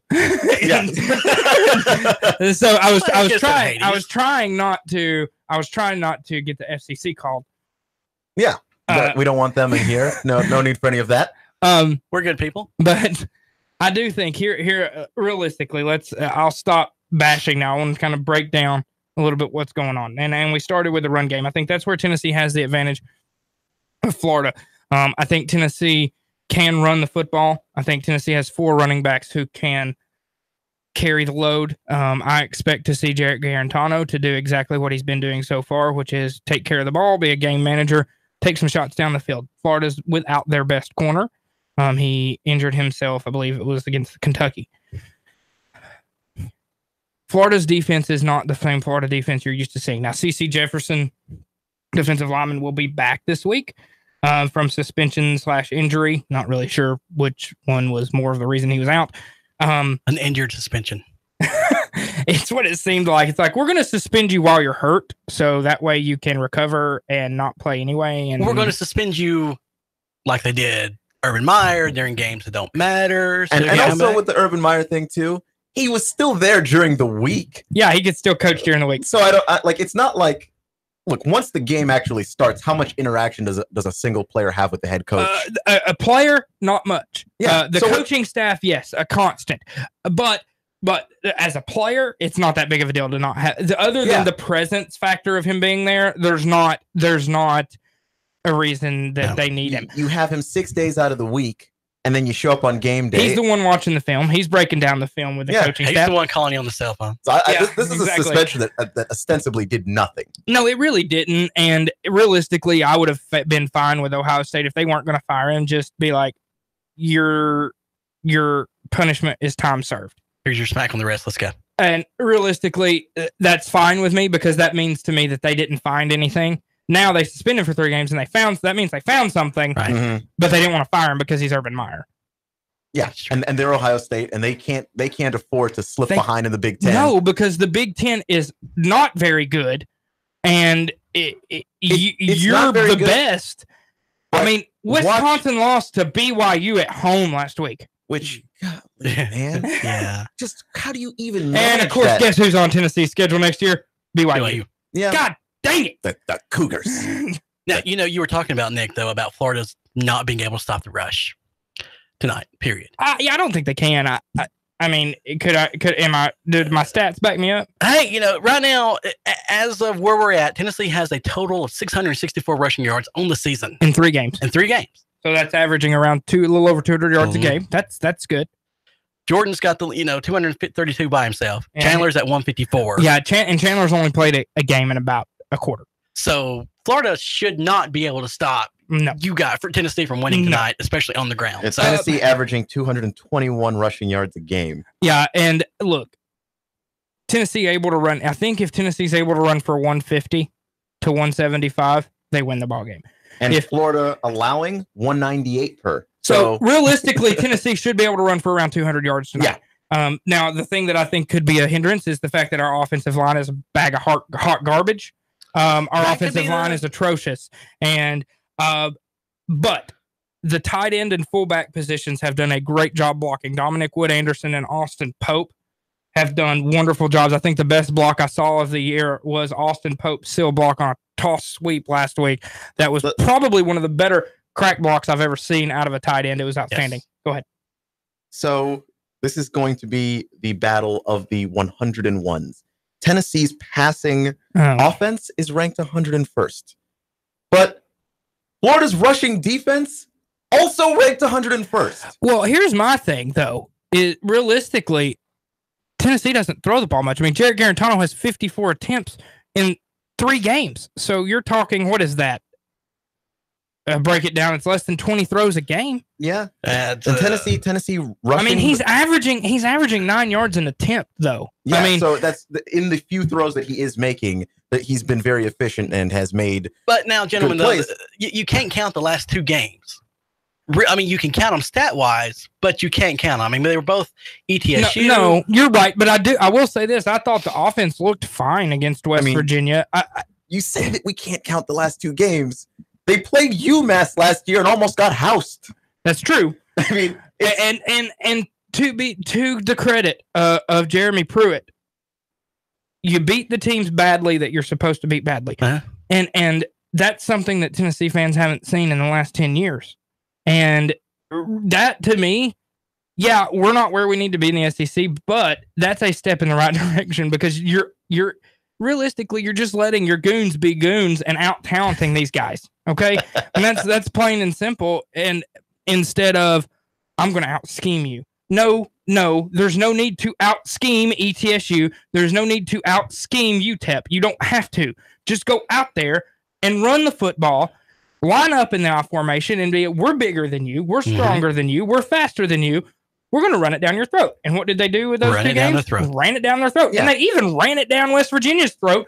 Just Will Greer is unbelievable. He's a Heisman Trophy candidate at this point in the season. Yes. And they might win the Big 12 because the Big 12 is a joke minus Oklahoma. Absolute joke. Well, TCU, because TCU hung in there with Ohio State. They're just not as good as Ohio State. Here's the thing about TCU. They always lose a game they're not supposed to. Well, I hope that's this week. It's like, you know who it is? Gary Patterson is Mark Richt. He is. No, that is the perfect comparison, actually. He's 100. Yeah, he's Mark Richt. Love Gary Patterson. Love Mark Richt. Mark Richt, yeah. But there's one game. But they're not a championship coach. No. But in terms of the talent on that squad, they're good. If you have West Virginia's whatever the Big 12 version of Kirby Smart is on that coaching that team, they really should win more games. Talking about if they had I can't think of the Oklahoma's coach. What's his name? Lincoln Riley. Thank you. So if like TCU had Lincoln Riley. Yeah, had a Lincoln Riley kind of guy, which Lincoln Riley already looks better than Stoops. Just in by terms the way, of his ability the guy who must not be named had an opportunity to hire him as offensive coordinator. Of course he did. Of course he did. Which would have been a hard hire because he was already the heir apparent at Oklahoma. But to not even try. No. But he was interested. He was interested. That guy deserves a punch in the forehead. And I'm glad that Alabama's making. Not to mention, he also had the opportunity to hire the now interim head coach at Maryland. Which I do know that he deserves to be holding the fake play chart that he's holding. Which is what he's doing on Alabama sideline. I'm sorry. I enjoy watching an Alabama game. Seeing Butch. There's $1. I thought I was going to slip first. I thought I was going to slip first. I didn't realize that you were capable of slipping on that one. the thing, God, $1. Dadgummit. So when he is on the sidelines, just standing there looking very sad, holding a chart that I'm sure is somebody's backup chart in case it rains and it gets wet, and so they need another. No, it's a coloring book. It's a coloring book that he can't color inside the lines with. That's what I was saying last night, is when you're going on a long road trip and you got a little kid and you want to keep them entertained, so you hand them their own fake little steering wheel so they feel like they're driving. That's it. That's basically what his chart is. It's just so he's got a headset. It's not connected to anything. Yeah, and he's just rambling off plays. Like let's go for the extra point here in the red zone. Yeah, that's what he's doing. That's what his chart and headset are about. Just to make him feel like a big boy. Oh God! So okay. Stop asking you if you're there yet. So, wow. Realistically, here's what I expect tonight. Okay, I'm going to move back for the last couple of minutes on this, this game. Do you expect a good game? That's my question. Score-wise, like close. No, or an actual well-played game. A well-played game. That's all I want. No, I don't expect a well-played game. This game is going to be ugly in ways that, because you're talking, again, it's going to set American tackle football back 100 years. True. Because what I'm sick of is, for the past couple of weeks, especially last week, and I'm sorry you hijacked. I apologize. I'll shut up in a second. I'm tired of these blowout games. I don't expect a blowout. No. Okay, that's all I don't want. Here's the thing that's interesting. Both teams are averaging 14.3 points a game exactly. They're neck and neck in points average per game. So we're talking about a game that's going to be close, worth staying up for.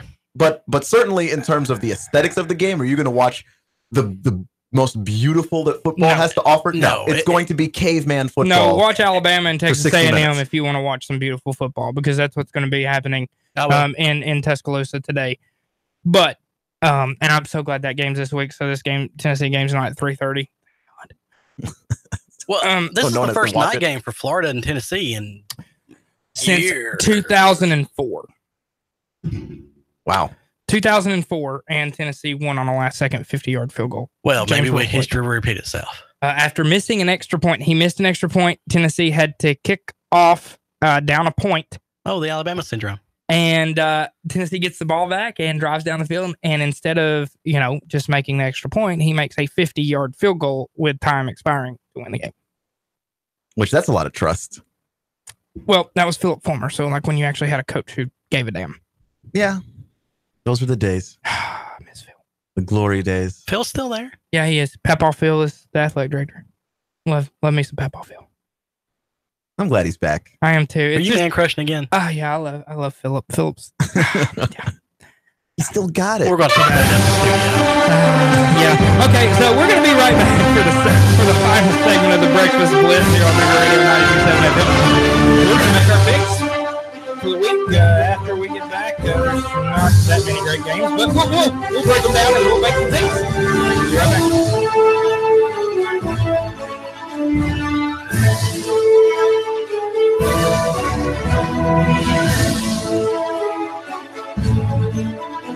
Traffic, news, and information. Nuga Radio. Digital FM 95.3 HD4 and 92.7 FM. 3, 2, 1. Chattanooga Radio.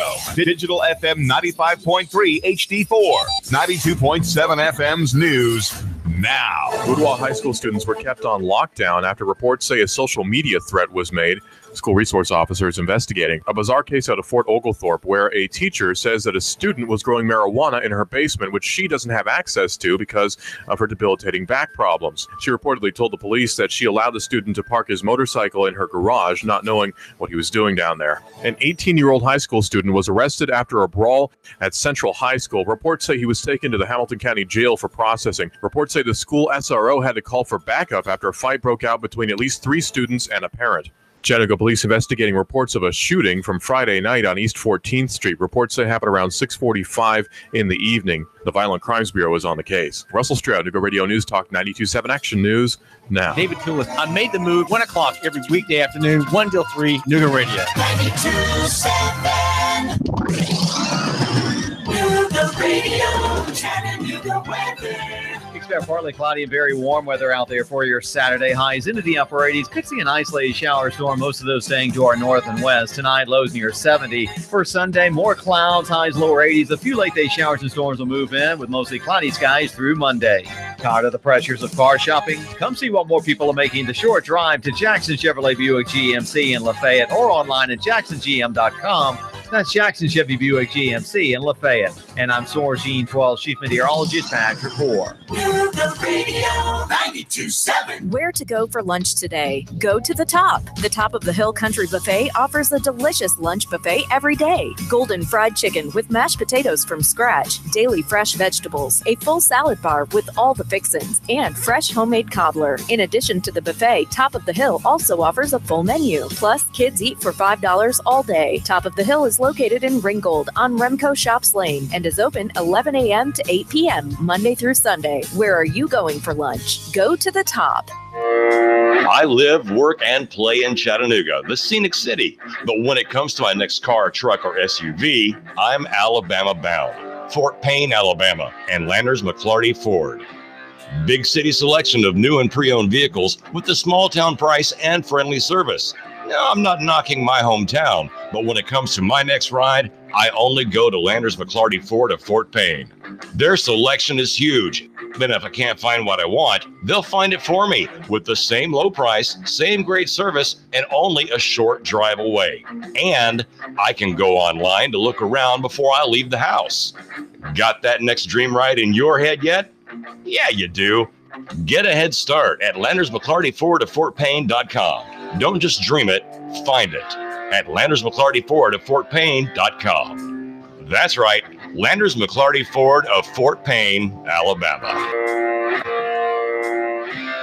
Nuga Radio. Roar into Talladega. Hello? Who am I speaking with? Eric. You're our winner. Really? You'll receive tickets for all 3 races between the Camping World Truck Series, Xfinity Series, and the Monster Energy Cup races. Holy cow. In addition, you'll receive a 2-night stay at the Microtel Hotel and restaurant accommodations at 2 area restaurants. Nuga Radio. Roar into Talladega. Nuga Radio 92.7. Your NASCAR racing station. Nuga Radio 92.7 FM. Nuga Radio 92.7. You hear that? That's the sound of power. The call of the open road. That is the newly designed 2019 Indian Chieftain Limited. Yeah, Indian. More than a bike, it's an experience and an American icon. And the place to find it, Indian Motorcycle of Chattanooga, along with their entire new 2019 line. Ready to answer that call? Go to Indian Motorcycle of Chattanooga. Just look for the sign on 153 and Nicola.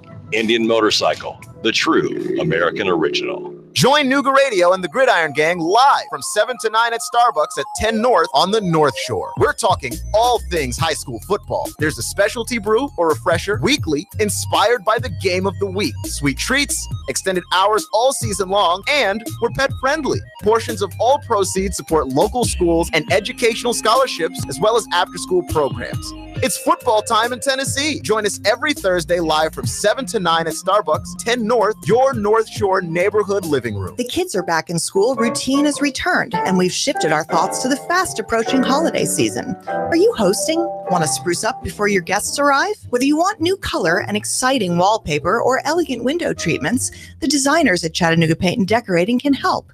With brands like York, Tebow, Graber, and Carroll, we know you'll find something you love. Stop by Chattanooga Paint and Decorating today. It's really more than just a paint store. On Hicks and Pike, across from Valvoline, or online at ChattanoogaPaint.com. Nuga Radio. Are you brain dead? Still voting for pathetic liberals? Take 3 hours with Sean Hannity from 3 to 6. Nuga Radio. Then call us in the morning between 9 and 11. 92.7 Nuga Radio. Welcome back to the last segment of the Breakfast Blitz. Everybody left me. But your mic's not on. What's the year? I'm punishing you. Hey, turning your mic on.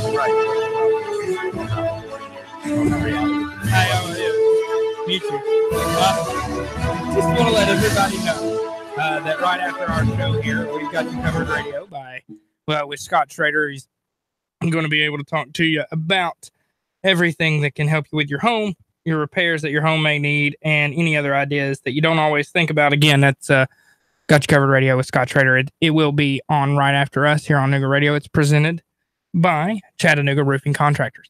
Also, just to give everybody a heads up, next week, obviously Thursday, we'll be out at Starbucks 10 North on the North Shore doing our Gridiron Gang show, me, Keon, and Sam. This game of the week this week is Anderson County and Eastridge, so our friends at Starbucks will have some wonderful drinks for us, drink specials. They're open till 10 on Thursday nights only, just extended hours for our show night. And then, of course, like I said, we'll be out at Eastridge Friday night for Eastridge, Anderson County. It's another homecoming game, this one for Eastridge. So that'll be fun. That'll be the AMCO transmission game of the week. So good stuff coming in next week. And, next week I actually don't have to go to Knoxville, so that'll be nice. I get to stay in town for the weekend, so that'll be. So you don't need the help of a rolling clock to help you get some sleep, and it'd be nice. It's to come home and watch football all day, which on Saturday, which I usually don't get to do. I'm probably gonna post up at a bar today, I think, for most of the day, and just enjoy some football and some time with some friends from college and stuff like that. But anyway, we'll move on from that. We're gonna kind of break down some games here. We've lost our producer. Who even knows? But this is unlike him. He's usually so professional and here and present. Yeah, well, he's not. So he's not right now. So we're gonna start. We're gonna break down a lot of these. We're gonna do our best with most SEC games. We're gonna start there. SEC games. Let's start at noon, Keon, with Georgia, Missouri, and Missouri. Georgia giving 14. Missouri giving 14.5. So 14.5 point favorite for Georgia. Seems a little low to me.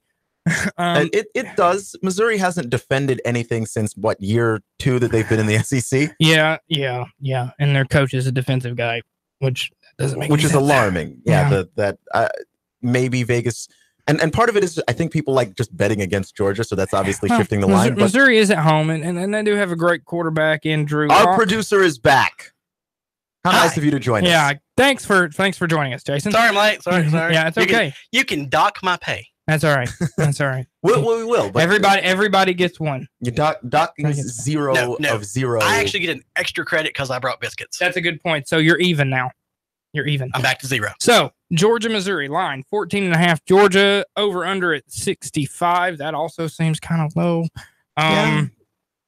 So this is kind of a no-brainer here. I'm going to take Georgia to cover convincingly. Okay. If the spread was 20, I would still take Georgia to cover. Okay, Jason.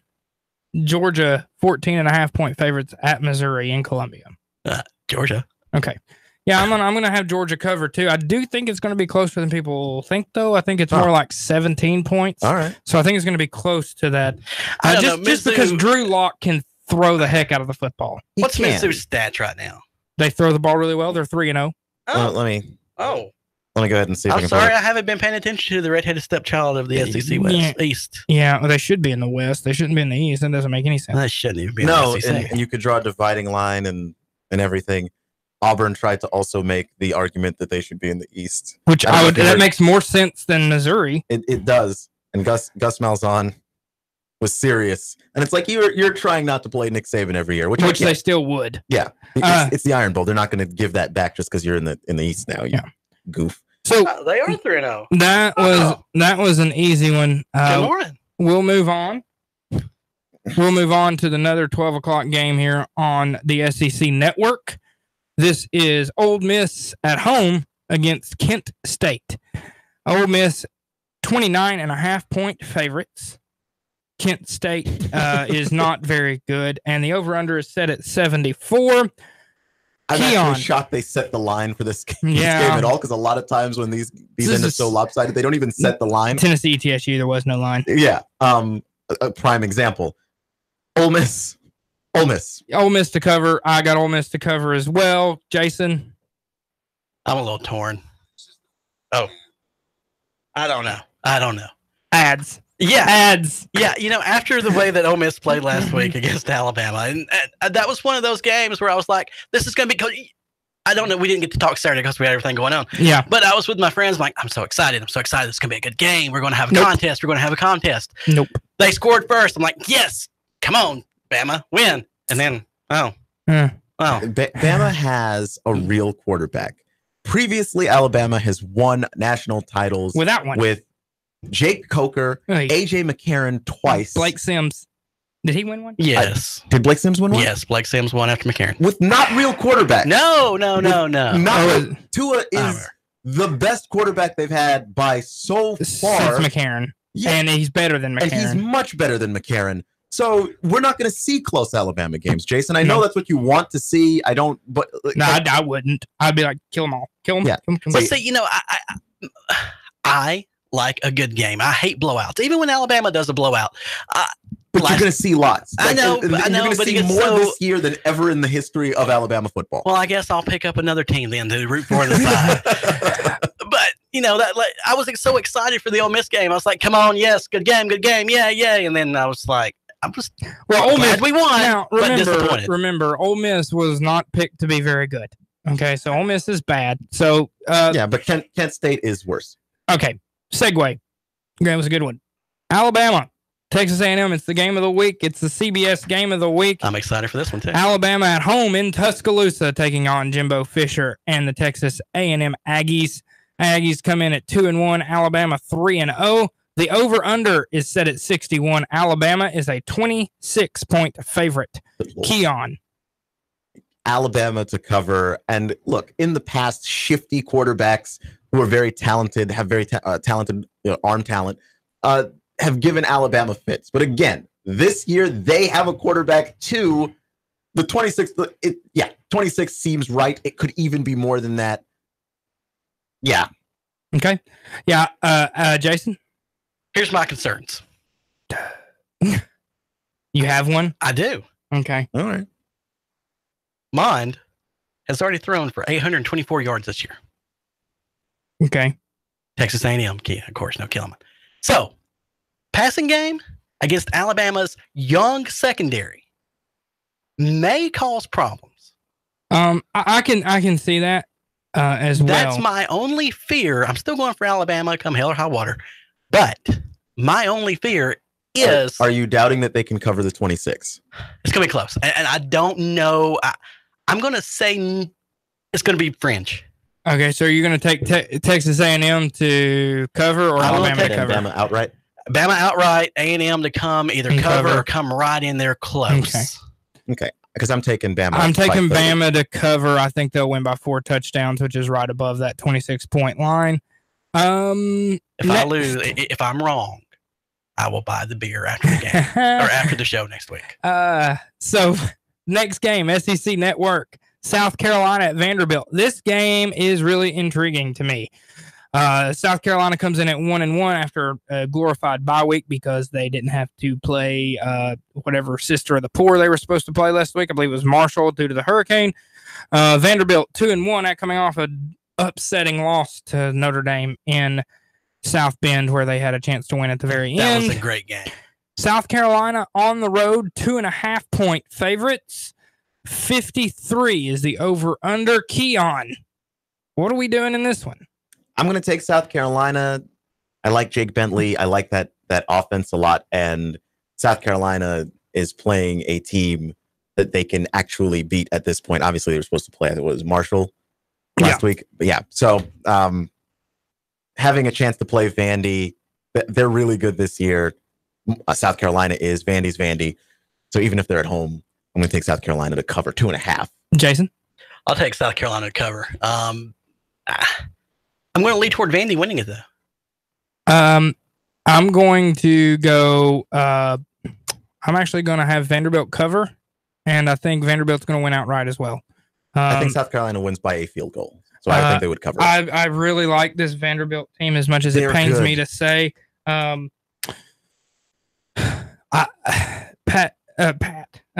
Shermer is a great quarterback. They got some good weapons. Picnic, tight end, and I really like this Vanderbilt team. They're playing well defensively.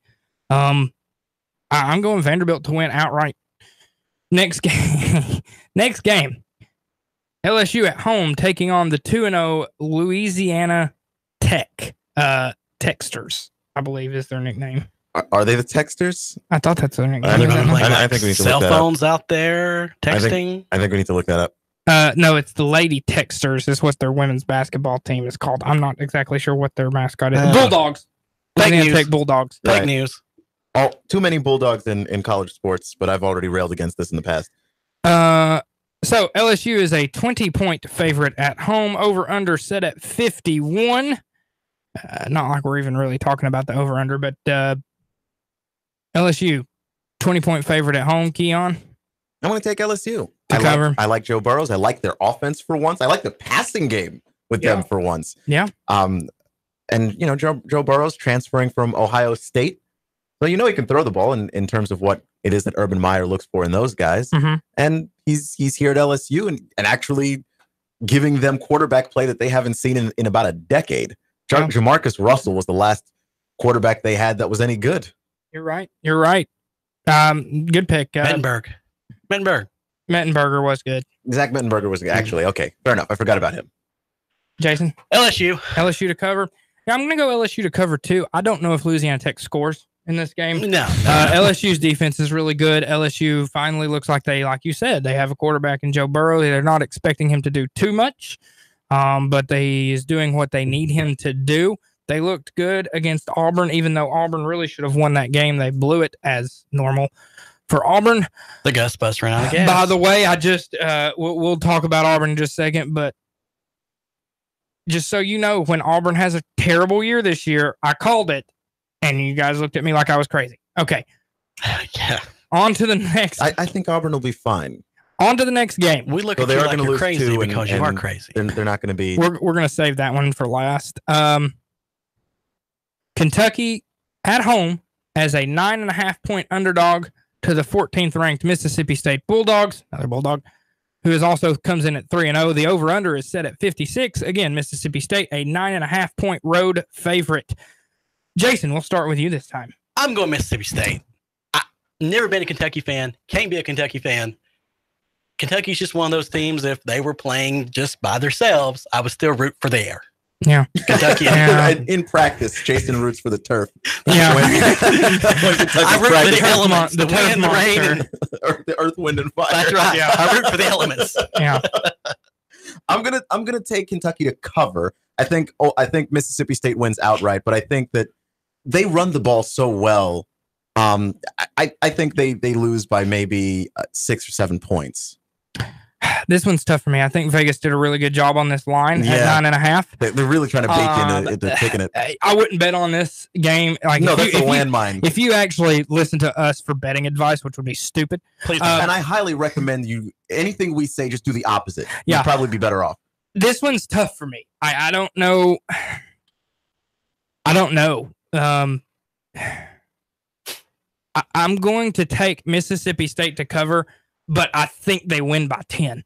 So I think it's one of those that really is a toss up. I think Vegas has this line exactly right. Yeah, because they could win by 9 or they could win by 10, and you're stuck in that half. That half point always gets you. And I really feel fine though with saying Mississippi State wins outright. I really think they do. I just think they're better, and I think Joe Moorhead has proven that he is probably going to be a really good coach for them. Early on, at least the early returns are good for Joe Moorhead. So I'm going to take Mississippi State to cover just because I think it's going to be a 10-point game. I think Mississippi State wins by 10, 9.5 point spread. Good job, Vegas. Good on you. Kentucky has only done one solid for me, and that was beating Florida. Yeah, that was a great day. That was a great day. The only solid Kentucky's ever done for me in the past. The next game in which the early returns on another first-year head coach in the SEC, not looking so good. Arkansas travels to the Plains to play number 9 Auburn, who's probably really angry. I would think so. Auburn, number 9 team in the country, comes in at 2-1 off of a loss to LSU. Arkansas 1-2 after a loss to North Texas, and the Mean Green. A loss is not even the right word. They got pounded by North Texas. Yeah, and North Texas. It's weird when you watch a team that is from a smaller conference and is a smaller school show up to the stadium and look like they know they can beat their opponent. Arkansas might be the worst team in the country. I'm not saying that is hyperbole either. No, they might be the worst team in the country. I'm also not saying is hyperbole. You listening to this show, you and 10 friends could score on this Arkansas defense. Yeah, they should be in the Big 12. So we're going to get a team together next week, and we're going to Arkansas. Is that bad? I'm sorry, the Big 12 does not have anybody that plays defense that poorly. Not even Texas Tech, who doesn't play any. Okay, so Arkansas played special teams poorly. Yeah, that is very true. They played everything poorly. All 3 phases of the game very poorly. You practice special teams constant. You look for the wave that says, "Hey, fair catch," and he didn't do it. And he didn't do it. But he did a little bounce, which I thought, oh, nice touch. And then walked past a couple of Arkansas defenders, and once he took off, look, that is the. And then of course, who was it that was like, this should be illegal? I don't know. Some analysts got really butthurt about it. Every time we see the hidden ball trick in baseball, should that be illegal? No, pay attention. That's what happens. Pay attention. That's what happens in sports. That is the football equivalent of the hidden ball trick. 100% it is. If the guy doesn't wave, smoke him. Yeah. Blow him out of his socks. Take him out of his shoes. Talk about the cojones on that guy too. Yeah, to not call the fair catch and just stand there. There's a degree of trust that comes with when your coach has suggested that to you. I wonder if the coach even thought about it. I wonder if this was just all on the player. Maybe, but if it was on the player, that guy's got some stones. That's all I'm saying. And as you and I talked about Keon on Thursday when we were here getting everything set up for the Gridiron Gang, if you're not playing Mean Green or North Texas now and looking at him, whenever any kind of punt or anything for him to potentially run back, it ain't ever going to work again. Yeah, no. And first off, next week that guy's going to be dancing, whatever it takes, so that I'm fair. Catch it. Please do not hit me. Don't hit me. He's going to take a sign out that says fair catch. And if I'm playing him, I hit him just to be sure. I'll take the flag, just to be certain. Okay, let's pick this game. Auburn 29.5 point favorites at home against Arkansas. Keon.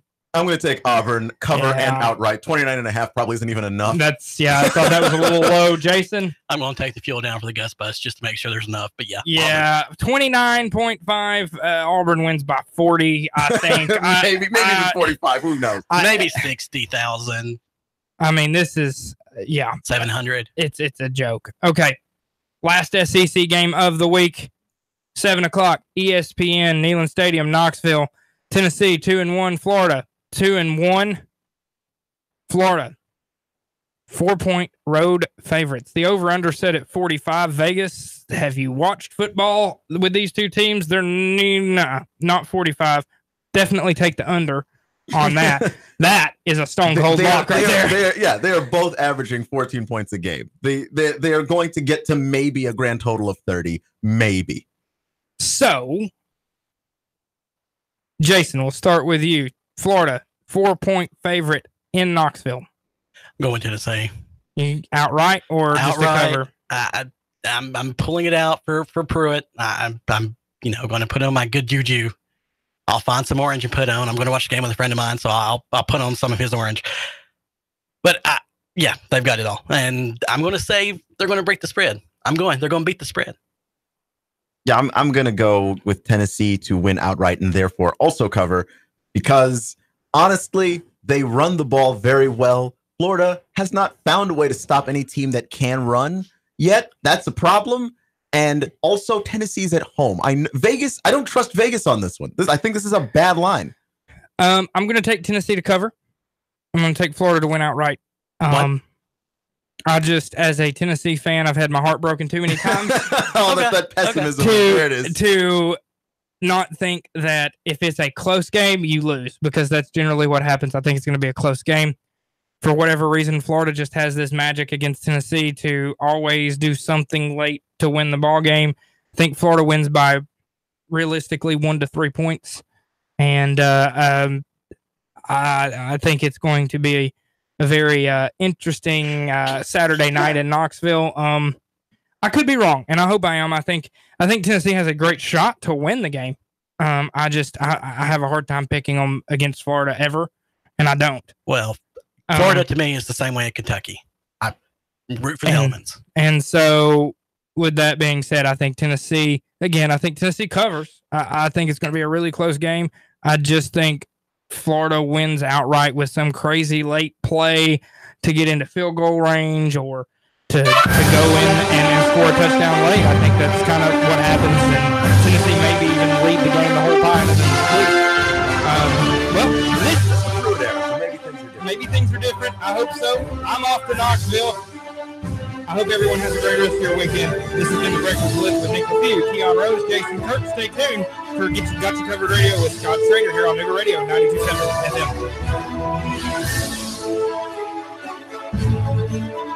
FM. Traffic, news, and information. Nuga Radio, Digital FM 95.3 HD4 and 92.7 FM. 3, 2, 1.